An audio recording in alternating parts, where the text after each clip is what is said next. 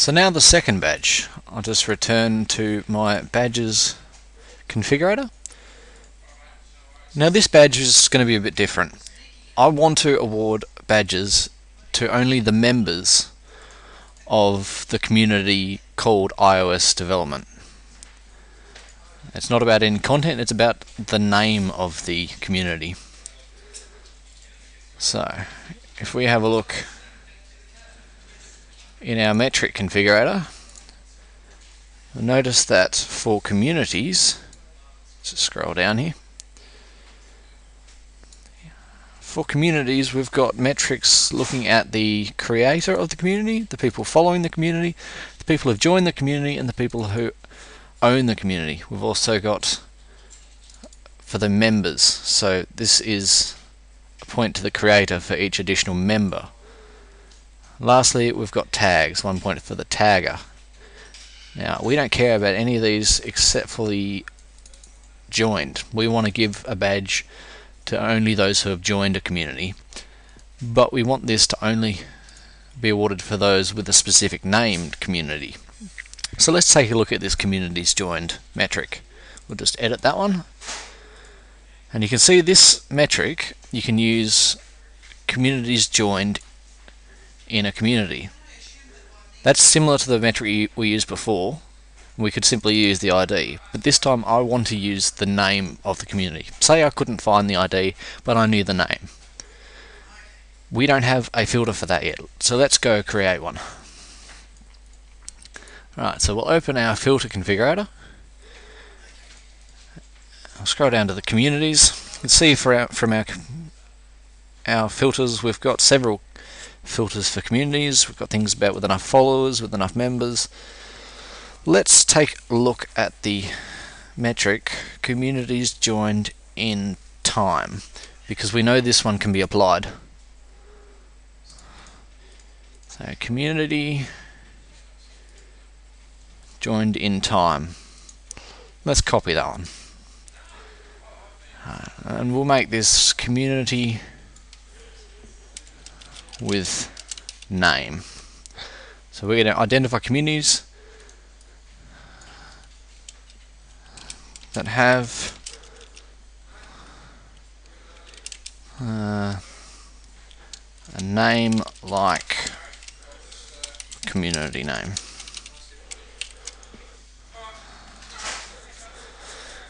Alright, now comes the tricky part. We need to look at the database to figure out what we're looking at.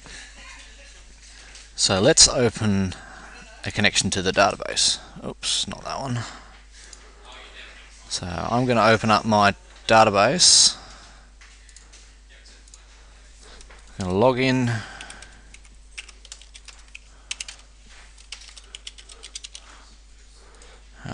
Can I open up the when it's on the right monitor? Open up the control center. It's coming over. Alright.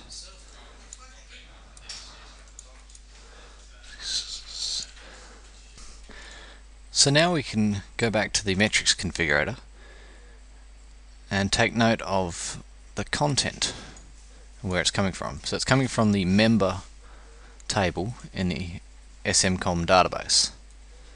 And we're looking at both the community UUID and the member UUID. So let's open up the SNCOM database, have a look at the tables, and have a look, let's full screen that, have a look at the SNCOM member table. So you can see the community UUID and the member UUID. That's the content that we're looking at in the metric.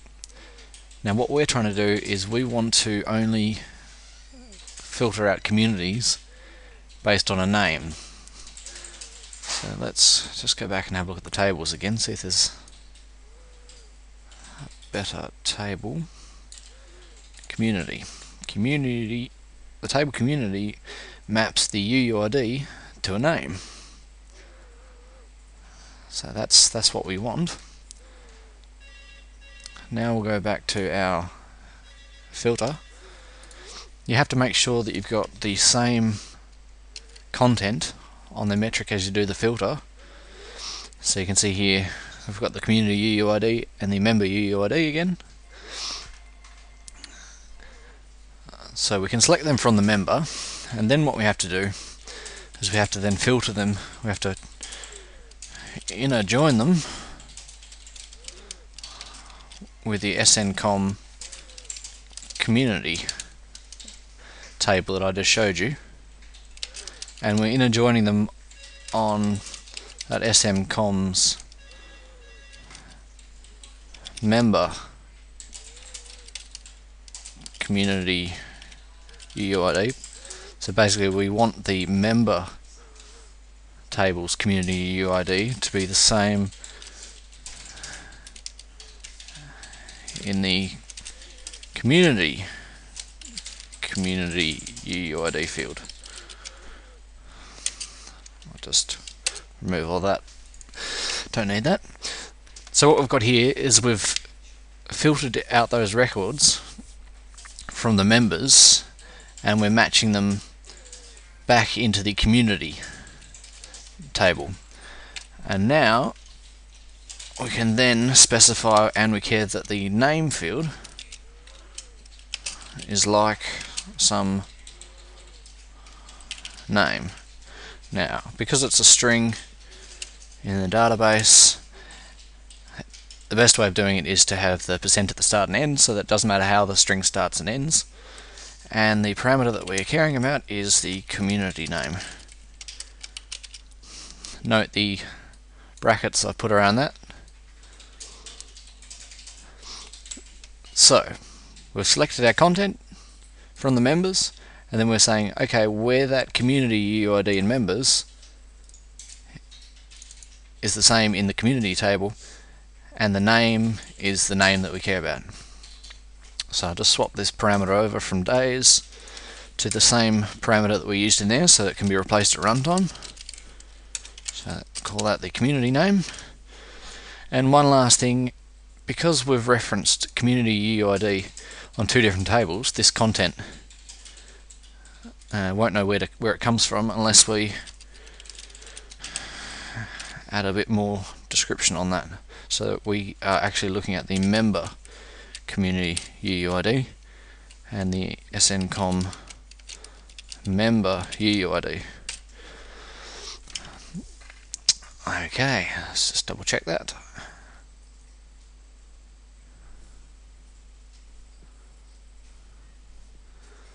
Community member community name. Alright, so we'll give this a test. Let's test it on, I know the iOS community exists, and it's returned 3 results. Let's just double check that. In my iOS community I have 3 members. So that's returning the correct amount of entries. That sounds good. So now let's save this. Yes, we wish to create it. So that's saved. You notice that it's now shown up in the list here. So next up we'll go back to the metrics configurator. Now to get it to show up there we need to refresh so that it gets the data. And let's go back to that communities joined.